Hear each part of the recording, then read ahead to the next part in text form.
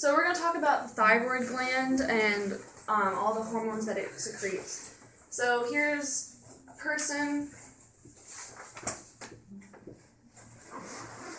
Here's their brain. Where's the thyroid gland? Anybody know? In the neck. In the neck. Right, so here's your thyroid gland here. Label this thyroid. The thyroid is split into two lobes divided by something called, do you know what this is called? The isthmus. So in the same way that the anterior and the pituitary gland is split into the posterior and anterior, the thyroid is split into two by something called the isthmus. So, if you look at the thyroid up close, you'll notice that it's made up of different things called follicles, or like these little like bubble-like structures. So it kind of looks like this. And if you take one off, it'll look like this, a little follicle. And it's like a cup that holds things. So this is the thyroid, made of little. So these are called the follicles. Follicles. Can you see this? All right, also on the thyroid, there's these little extra cells kind of like floating and chilling around. What are they called? What are these called, floating around? Oh, the parafollicles. Right. Parafollicles. These are the parafollicle cells. Is it parafollicular or parafollicle? Parafollicle. It's parafollicular. Sorry. Parafollicular. Now these two are both part of the thyroid, but they have different functions. For example, the parafollicular ones secrete calcitonin. I don't know if you can see this or not. You can. Okay. So, calcitonin.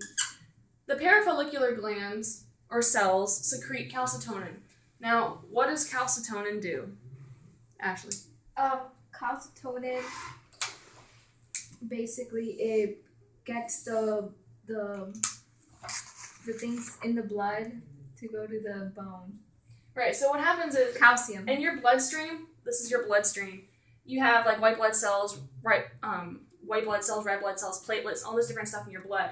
If you eat too much calcium, for example, and you have too much calcium in your bloodstream, that's bad because in order to maintain homeostasis, your blood wants to maintain a constant concentration of things at all times. So it doesn't want too much of this, too much of that. It wants to maintain like a constant normal.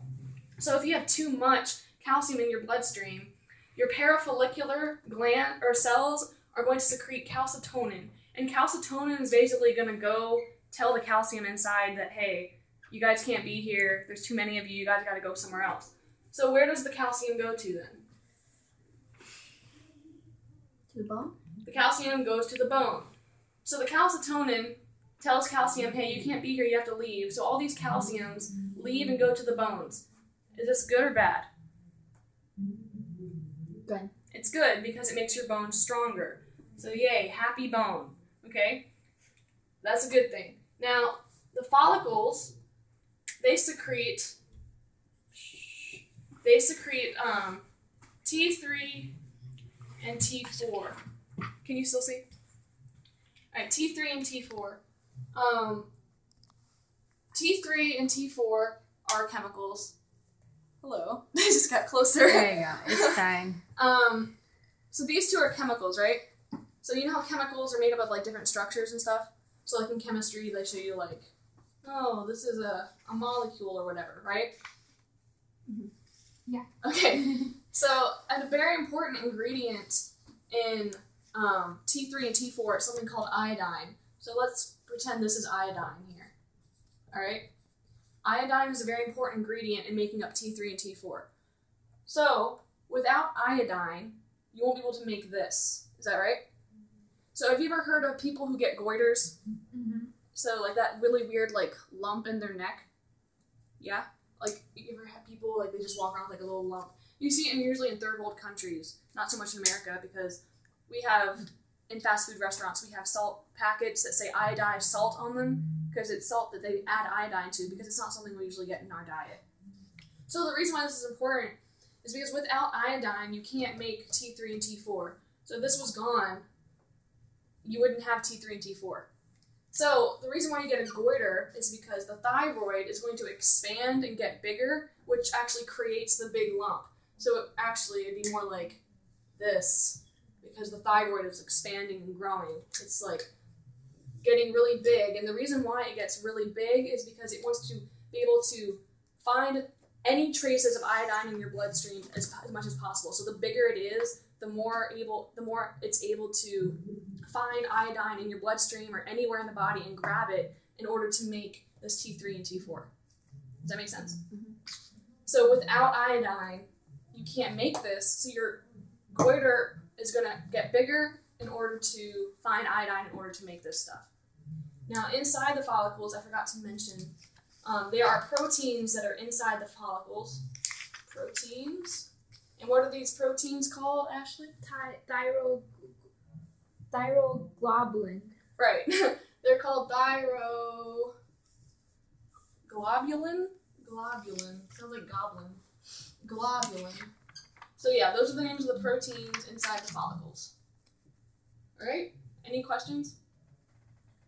What makes T3 and T4 again? The follicles? Yeah, the follicles secrete it, okay. T3 and T4, and the intracellular cells, they're kind of like just chilling around. They're called the parafollicular cells that make calcitonin. So the follicles are part of the parafollicular? No, the parafollicular cells are just the cells that are outside. These right here are follicles. So like each one of these is a follicle that holds stuff inside. So see how like these are each a follicle here? Yes. Yeah, and then these cells are just chilling around. And there's stuff inside the follicles. Well, these follicles in here contain the proteins thyroglobulin. Right? You can push stop.